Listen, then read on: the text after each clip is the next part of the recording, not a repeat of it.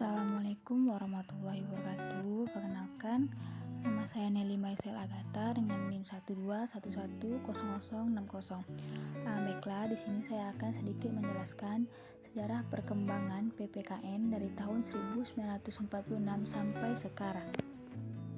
Sebelum kita membahas tentang sejarah perkembangan PPKN pada tahun 1946 sampai dengan sekarang, ada baiknya kita sedikit mengenal apa itu PPKN. Pendidikan kewarganegaraan adalah pendidikan dasar yang wajib ditempuh dan diikuti oleh seluruh siswa, mulai dari sekolah dasar hingga perguruan tinggi. Tujuan dari pendidikan kewarganegaraan adalah tugasnya sebagai warga negara dan peran sertanya dalam membangun bangsa. Selain itu, pendidikan kewarganegaraan juga berfungsi untuk menumbuhkan rasa nasionalisme pada setiap warga negara, untuk memberi pemahaman pada siswa tentang tugasnya sebagai warga negara dan peran sertanya dalam membangun bangsa. Selain itu, pendidikan kewarganegaraan juga berfungsi untuk menumbuhkan rasa nasionalisme pada setiap warga negara. Pada tahun 1946, kurikulum 1946 terdapat mata pelajaran pengetahuan umum yang di dalamnya memasukkan pengetahuan mengenai pemerintahan. Pada tahun 1947, perubahan arah pendidikan lebih bersifat politis, dari orientasi pendidikan Belanda ke kepentingan nasional, sedangkan asas pendidikan ditetapkan Pancasila. Kurikulum yang berjalan saat itu dikenal dengan sebutan Rencana Pelajaran 1947. Berikutnya, pada tahun 1962, pendidikan kewarganegaraan berkedudukan sebagai program kurikuler, dimulai dengan diintroduksikannya mata pelajaran civic dalam kurikulum SMA tahun 1962 yang berisikan materi tentang pemerintah Indonesia berdasarkan Undang-Undang Dasar 1945. Dalam kurikulum SMP 1968 digunakan istilah pendidikan kewargaan negara yang berisikan sejarah Indonesia dan konstitusi termasuk Undang-Undang Dasar 1945.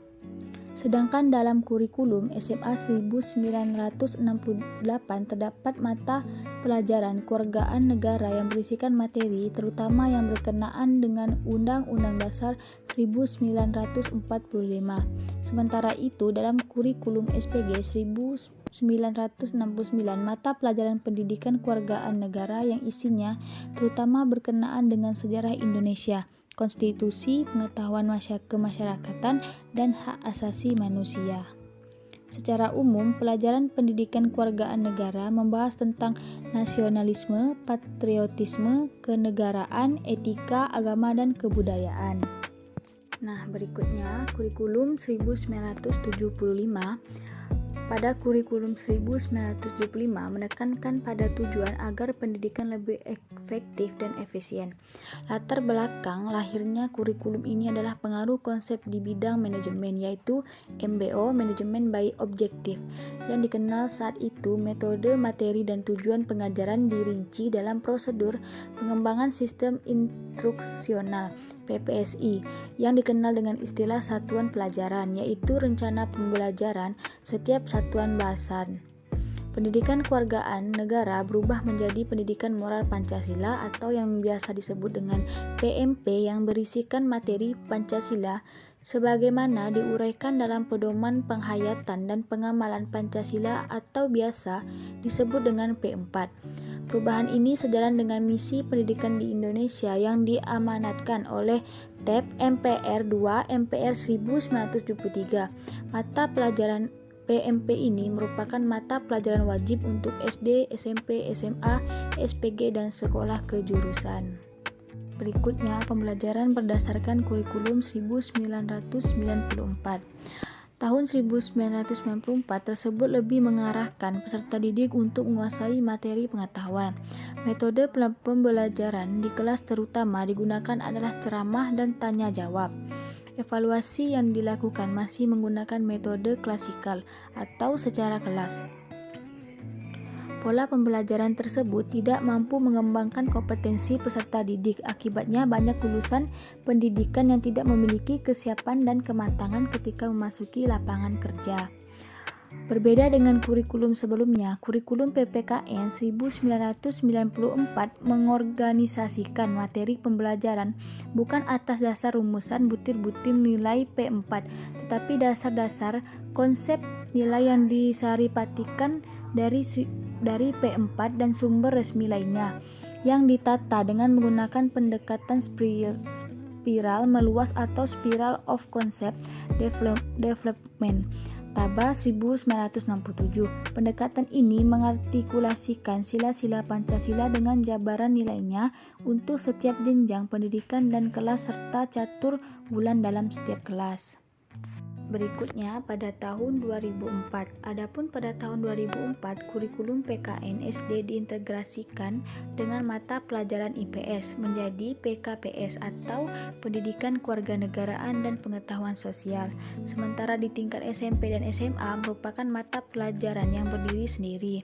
Kurikulum berbasis kompetensi kewarganegaraan tampak telah mengarah pada 3 komponen PKN yang bermutu seperti yang diajukan oleh Center for Civic Education pada tahun 1999 dalam National Standard for Civic dan Conformant.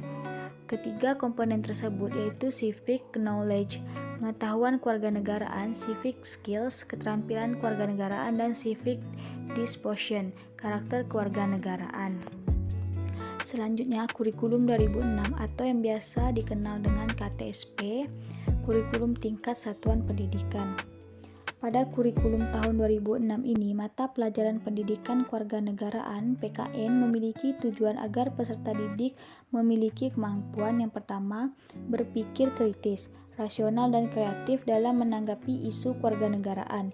Yang kedua, berpartisipasi secara aktif dan bertanggung jawab, bertindak secara cerdas dalam kegiatan bermasyarakat, berbangsa dan bernegara, serta anti korupsi. Yang ketiga, berkembang secara positif dan demokratis untuk membentuk diri berdasarkan karakter masyarakat Indonesia agar dapat hidup bersama-sama dengan bangsa lain. Yang keempat, berintegrasi dengan bangsa-bangsa lain dalam percaturan dunia secara langsung atau tidak langsung dengan memanfaatkan teknologi, informasi, dan komunikasi. Selanjutnya pada tahun 2013 dan 2013 revisi.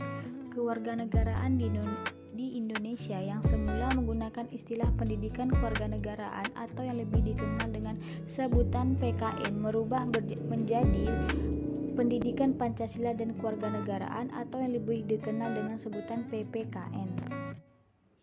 Tahun 2020, kurikulum yang terakhir atau yang digunakan sekarang yang disebut juga dengan kurikulum Merdeka Belajar. Penguatan keberagaman sebagai esensi berupa keberagaman minat dan kemampuan yang dimiliki siswa menjadi alasan paling kuat agar pengukuran kinerja siswa tidak boleh dinilai hanya menggunakan angka-angka pencapaian akademik, tetapi juga berbagai macam aktivitas lain atau ekstrakurikuler. Kearifan lokal juga merupakan unsur penting dalam pembelajaran. Setiap siswa akan lebih memahami materi bila menggunakan konteks lokal. Setiap murid akan melihat semua mata pelajaran dan semua materi dalam konteks. Mungkin itu saja penyampaian materi dari saya. Saya akhiri. Wassalamualaikum warahmatullahi wabarakatuh.